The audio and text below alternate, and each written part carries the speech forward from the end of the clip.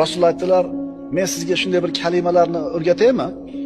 Agar ularda aytsangiz, Alloh g'amlaringizni ko'taradi, qarzlaringizni uzadi.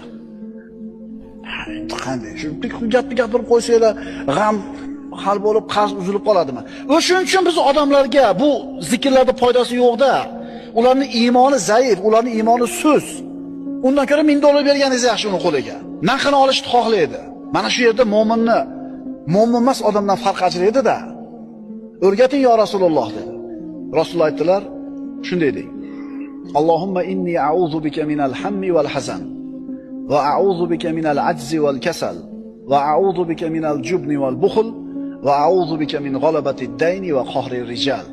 Haligi sahoba eshitdi, yodladi va aytib yurdi. Hech qancha vaqt o'tmadi, Alloh g'amlarimni ham ko'tardi, qarzlarimni ham uzdi deydi.